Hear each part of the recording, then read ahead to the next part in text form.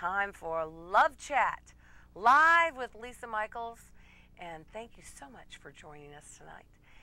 It is the show that discusses strictly heterosexual relationships, relationships that affect 97% of the population, people that are attracted to members of the opposite gender. Now, we do this in a very unique fashion. We don't mention the three-letter word with the X in it, and I'm not talking about tax. So you can use words that adults understand. That's what it means, but you don't use that three-letter word. But I'm alone tonight. Story of my life. I'm suffering from a severe lack of men. It's lovechatwithlisa.blogspot.com. Here it is. This is my Facebook page, Love Chat with Lisa. Sizzle has gone out of your relationship, as it almost inevitably does. You need to inject vitality through spontaneity and random acts of thoughtfulness. Husbands, now I'm going to direct my next advice specifically to husbands and then to wives.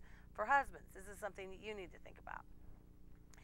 If you would like to encourage more affection in the bedroom, then you need to seduce her just as you did in the beginning. Remember way back when you were courting her? When you first became enamored with your wife, you were doubtless very attentive.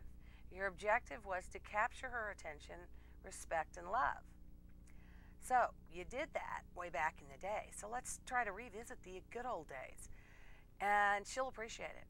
Now here's some suggestions on things that the husbands can do to try to get their wives more interested in getting that sizzle back into the relationship and spending some intimate and quality time in one room of the house. And I think you know which one I'm talking about. It's the one you get horizontal in. So suggestions: change your cologne or begin wearing cologne again. Some men, they just quit doing the extra little niceties to keep their wife attracted to them, like for instance wearing cologne, and that shows that you're interested in making sure she's attracted to you. Okay, you just wear a little cologne every once in a while. Maybe you don't do it all the time, but special occasions, if you want to get a little activity going, then I would recommend it. I would. And now, do one of her chores for her. Okay. Now that doesn't sound like much, and that doesn't sound really romantic, and that doesn't, sound like candles and dim lights in the bedroom. But this really affects your later in the day, because women think about that thing, and it makes them feel all warm and cozy inside if you've done one of her chores without her asking. Okay. So do a chore that she's accustomed to doing and surprise her. Clean out the dishwasher, whatever. Just do it. Okay. Trust me. Works.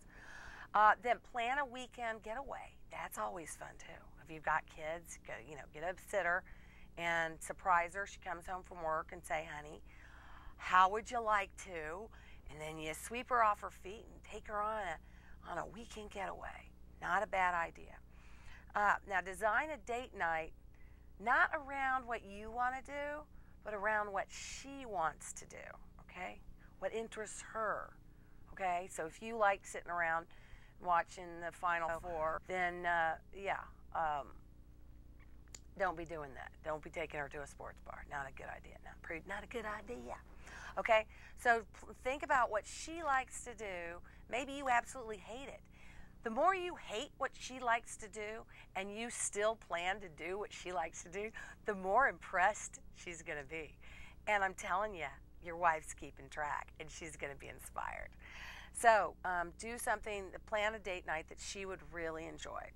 And now, this is another one. This is a more intimate one, more one that you will enjoy as well.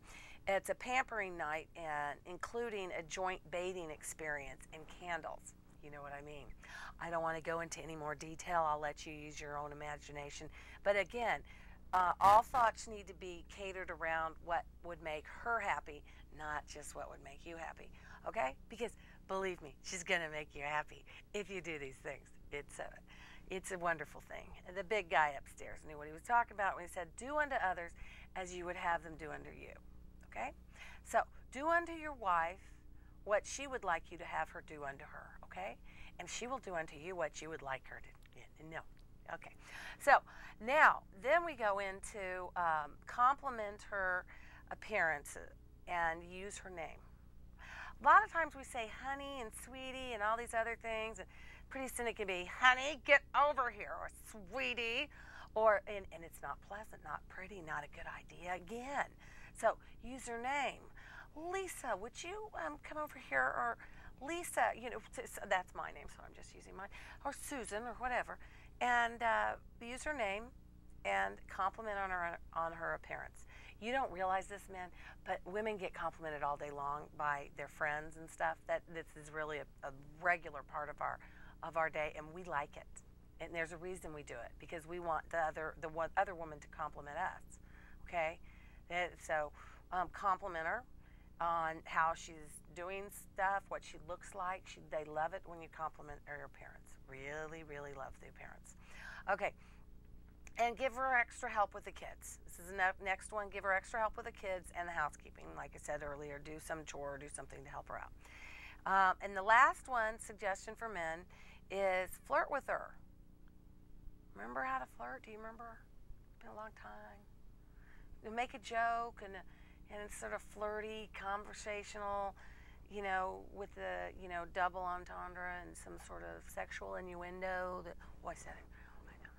Anyway, so do that, okay? Flirt with her, joke with her about and alluding to potential activity in that one bedroom area that you like later on in the night. And do it earlier in the day, because then that'll get her thinking about it. So get her, women need to be warmed up in that area.